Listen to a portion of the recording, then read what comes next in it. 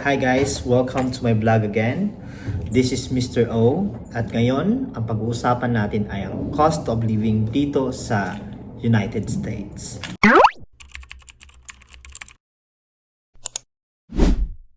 So ang topic natin ngayon guys ay magkano ba ang cost of living dito sa US. So bagong lahat, I just want to share na nakatira ako sa North Carolina dito sa US. So magkano ba ang ginagastos ko buwan-buwan while teaching as a J1 teacher here in the United States. So may listahan po ako dito. I already told you about how much is my salary dito sa US. So magkano naman yung mga expenses ko monthly. Let's start with car loan. So pagpunta ko dito sa US, first talagang ni-required sa amin is to own a car.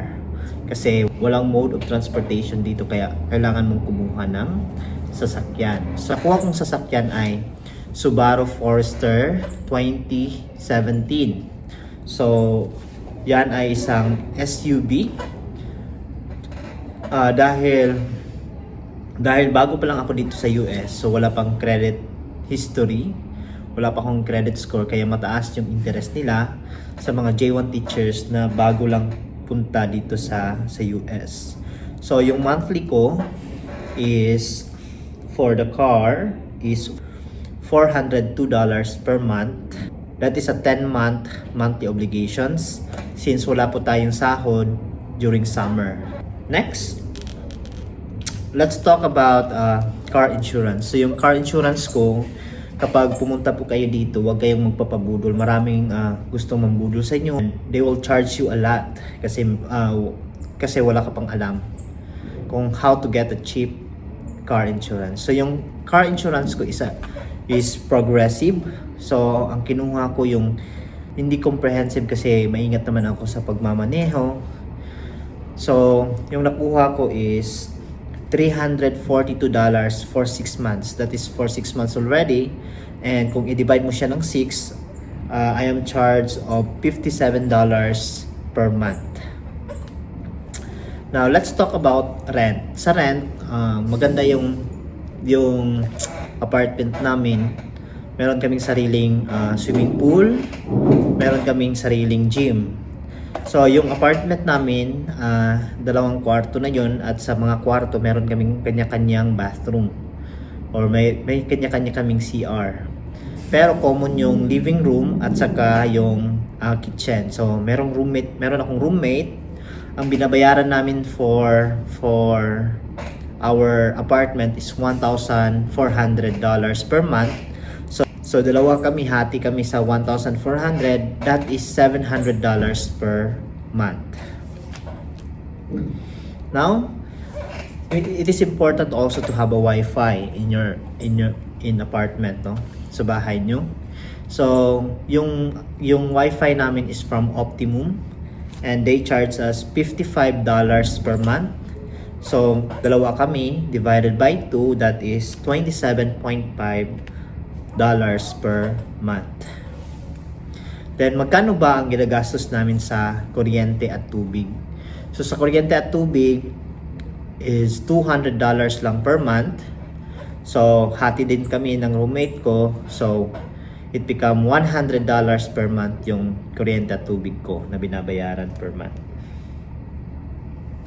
Next, insurance. Siyempre, meron kang health insurance. According to my business sponsor, dapat mauna yung J1 before sumunod yung J2 para makapag-settle dito sa US. Nung ako lang pumunta dito ng 2 buwan, nauna ng 2 buwan, ang binabayaran ko ay less than $100. Nung dumating yung J2 ko dito, ang insurance ko is $300. Nung nabuntis yung asawa ko at nagkaroon na kami ng anak dito sa US, so yung insurance ko ngayon na binabayaran is $515. Kung family na, $515, napakalaki. And we have also our phone. So We bought iPhone 16 Pro Max, and we have also the services. Kasama na yung services yung binabayaran namin for 2 years. So yung services na kinuha namin is only text and call lang kasi meron naman kaming wifi sa bahay. So it cost us, for the 2 phones, it cost us $115 per month. So it depende sa inyo kung ikaw, single ka lang, so makakatipid ka. Sa food naman, ang budget namin since may baby na kami, $100 per week. Yun yung budget namin. Kasama na dyan yung gasolina ko, papunta sa paaralan, lahat, mga grocery, mga gatas ni baby, diaper, lahat-lahat. $100 per week, so $400 in 1 month yung nagagasto namin sa aming groceries. So, ang total na binabayaran ko buwan-buwan sa cost of living lang, sa aming mga essential needs lang to survive here in the US is $2,316.5. So, 2,316, nakalain mo. Even though you earn dollars, you earn a lot, but the cost of living here is very expensive. Pero, bawi naman kasi yung J2 ko may trabaho. So, dalawa kaming nagtatrabaho. Ako yung nagtatrabaho sa umaga, siya yung nagtatrabaho sa gabi. Alternate kami sa pag-aalaga ng bata. At ayun na nga guys, so if you're still interested to come here in the United States to teach, so meron na kayong idea kung anong mga dapat nyong gagastusin. Ano bang magkano ba ang inyong mga gagastos every month. And if you have questions regarding J1 teaching here in the United States, just ask in the comment section below at sasagutin natin yan. See you in my next vlog. Bye-bye!